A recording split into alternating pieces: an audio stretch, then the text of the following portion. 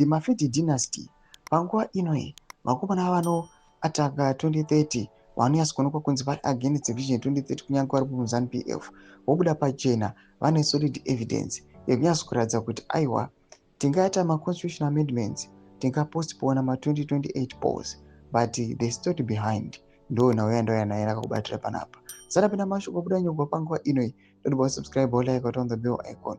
Majara se popular critic weZANU PF anoposta this motor vehicle yamuri kuona yakanyogwa yakanzi the Mnangagwa Dynasty vaposta mapictures emutungamiri wenyika. Panapa Majara Jose anobuda nyora chiti, when I started talking about Mafiti Dynasty, many zombies in ZANU PF were saying, yeah, you talk rubbish. Yeah, say chitaura kwausina kuswera. These criminals are determined to subvert our national constitution and change it to a family document. This amounts to a coup.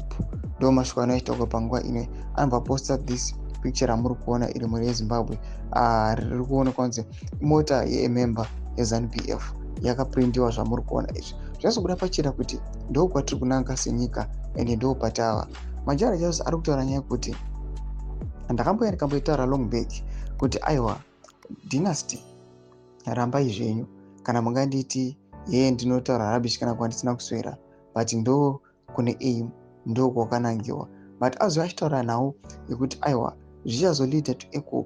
Mashoko andokwana Majara Jose ari kuti maitiro akadai anoita kuti vanhu vajamuke but necurrent situation munyika yeZimbabwe we don't know if kuchine maZimbabweans ane courage yekuzodemonstrata kuzosvika palevel rekuzosvika pakup. We never know but hatizivi. Ndo madevelopments ari kutogara Majara Jose panguva ino yatasi update nyika yeZimbabwe izive zviri kuitika awo mastreets aiwa right now.